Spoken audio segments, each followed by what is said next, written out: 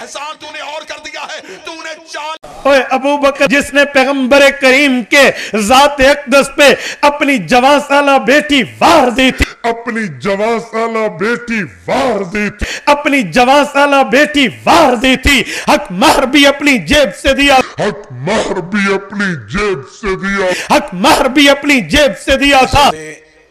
اسلام کے لیے ضروری ہے کہ عزت رسول کی جائے۔ مسلمانوں کا ہر فرقہ نبی تک ایک ہے، جھگڑے ہمارے شروع ہوتے ہیں نبی کے جانے کے بعد۔ کوئی صحابہ کو مانتا ہے، کوئی اہل بیت کو مانتا ہے۔ فرق صرف اتنا ہے، جو نبی سے پیار کرتے ہیں انہیں صحابی کہتے ہیں، جن سے نبی پیار کرتا ہے انہیں اہل بیت کہتے ہیں۔ جو بول سکے وہ زحمت فرما سکے۔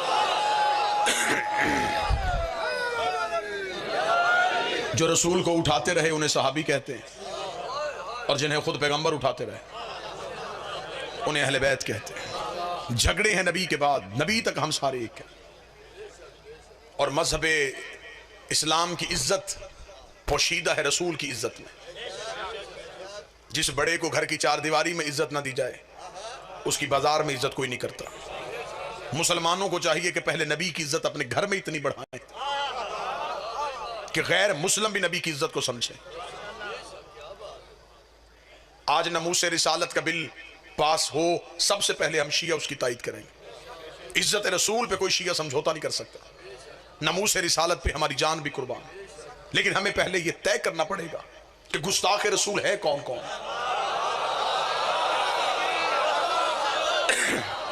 آپ کے پاس گستاخ رسول کا معیار کیا ہے؟ شیعہ مذہب سے پوچھو تو میں منبر سے پڑھتا ہوں، جو نبی کو 40 سال کے بعد نبی سمجھے وہ بھی نبی کی توہین کرتا ہے۔ جو رسول کو دائی کا دودھ پلائے وہ بھی رسول کی توہین کرتا ہے۔ جو نبی کو جبریل کا شاگرد سمجھے وہ بھی نبی کی توہین کرتا ہے۔ ہر گستاخ رسول کو سزا ہونی چاہیے، چاہے وہ گھر کا ہو چاہے وہ باہر کا ہو۔ عزت رسالت پہ کوئی سمجھوتا نہیں۔ ہمارے عقیدے کے مطابق نبی پہلے دن سے نبی تھے، 40 سال تک چپ رہے۔ اگر کہتے میں نبی ہوں تو نبوت کا گواہ لاتے کہاں سے؟ جو قریب بیٹھو یہ زحمت فرما۔ اگر کہتے میں رسول ہوں تو رسالت کا گواہ کہاں سے لاتے؟ کیونکہ رسول نے آ کے یہ نہیں کہا کہ میں مکے میں آ کے نبی بنا ہوں۔ رسول کا اعلان ہے کنت نبیا آدم بین الماء والطین، میں اس وقت بھی نبی تھا جب آدم مٹی اور پانی کے درمیان تھا۔ گواہ وہ چاہیے تو جو سامنے کھڑا ہو کے کہے کنت ولیا آدم بین الماء والطین، میں اس وقت بھی ولی تھا جب تو نبی تھا۔ 40 سال تک چپ رہے صرف گواہی کی وجہ سے کہ علی آئے اور میری رسالت کی گواہی دے۔ جس کی گواہی دینے سے رسالت مکمل ہوتی ہے اس کی گواہی چھوڑنے سے تیری نماز کیسے مکمل ہو سکتی؟ رسول نے کہا کہ علی آئے اور میری گواہی دے۔ 40 سال اپنے کردار سے منوایا کہ اسلام کیا ہے۔ چلے جو اس موسم میں زبان ہلائے وہ مجھ پہ احسان کرے گا، میں جملہ بدلتا ہوں۔ 40 سال قرآن بن کے دکھایا، پھر قرآن پڑھ کے سنایا۔ 40 سال تک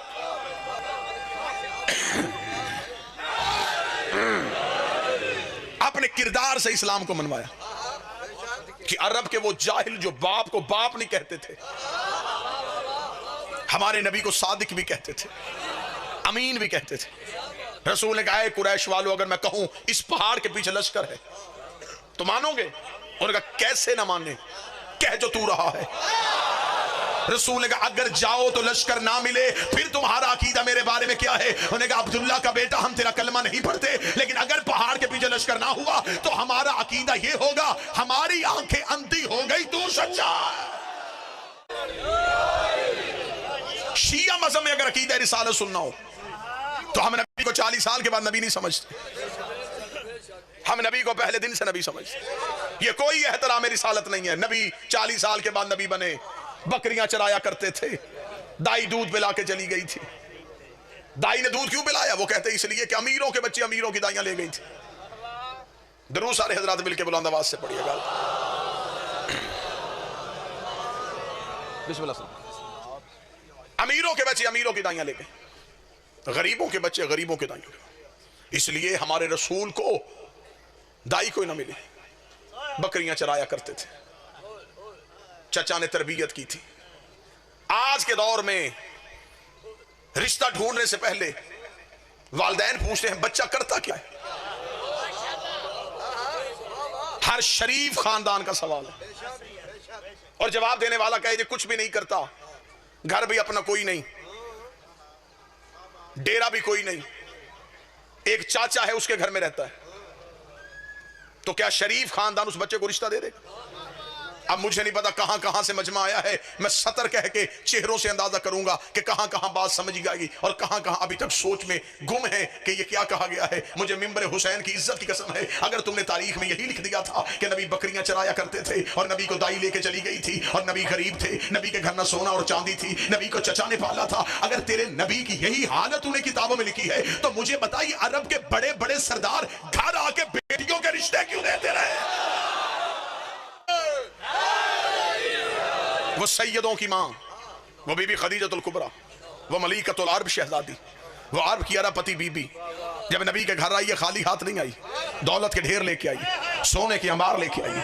और तरीके इस बात की गवाह है, ये अरब के गुस्ताख नंगी तलवारें लेके नबी के दरवाजे पे आके कह रहे थे यतीम अब्दुल्ला हम तुझे कत्ल करने के लिए आए हैं, तो हमारे खुदाओं को बुरा कहता है। पर्दे के अंदर बैठी सैयदों की मां ने कहा था मौला तू परेशान ना होना, तेरी जूतियों की कसम ये जितने तेरे दरवाजे पे भौंकने आए हैं ये सारे मेरे कर्जदार हैं, ये सारे मेरे नमकखार हैं। बीबी ने पर्दे के पीछे खड़ी होकर आवाज पहचान पहचान के कहा था और फला इब्ने फला बता, क्या तेरे बाप ने मेरा इतना कर्जा नहीं देना? और फला का बेटा बता, क्या तू मेरे मजदूर का बेटा नहीं है? सबने हाथ बांध के कहा बीबी गलती हो गई, माफी कैसे मिलेगी? फरमाया एक ही शर्त पे मेरे मोहम्मद के कलमे पढ़ते जाओ, कर्जे माफ करवाते।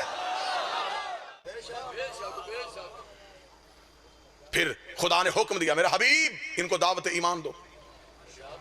अब मौलवी सर पे कुरान रख के बताए इस्लाम की पहली दावत किसके घर हुई?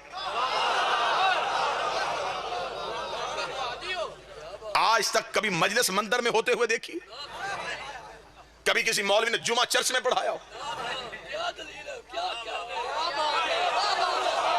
बादशाह हुसैन इज्जत अता फरमाए। इस्लाम की पहली दावत किसके घर हुई? अबू तालिब के घर। लंगर पकाने वाला कौन था? अली का बाप। 3 दिन मुसलसल दस्तरखान बिछाने वाला कौन था? अरब के बड़े बड़े सरदार किसके घर से आके खाते रहे? इस्लाम की पहली दावत अबू तालिब। लंगर पकाने वाला बाबा जी अली का बाप। इंतजाम करने वाला, छोटा मोटा दस्तरखान बिछाया था। जहां मक्के के सरदार आने हो, ऊंट ज़िबा किए गए। सारे बात सुनने के लालच में नहीं आए थे,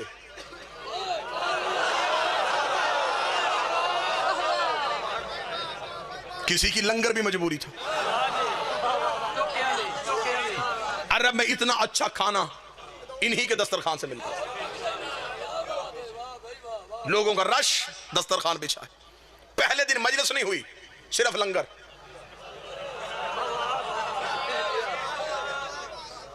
लोगों ने खाना खाया। हाँ, इमरान क्यों बुलाया था? फरमाया कल फिर आके खा लेना।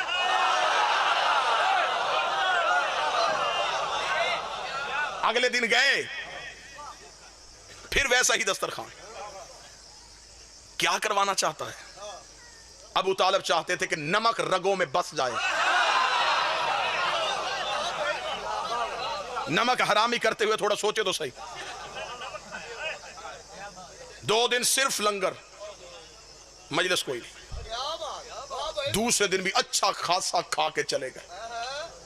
अरब के लोग चखते नहीं थे, उड़ाते थे।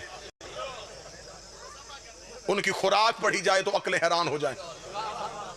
एक एक ऊंट एक एक बंदे की खुराक थी और जी भर के खा रहे थे। तीसरे दिन रिसालत माब ने हजरत अबू तालिब के पास आके कहा चचा इतनी मेहनत का फायदा? बात तो सुन कोई नहीं रहा। फरमाया आप बताएं तकरीर करना कब चाहते हैं? रिसाल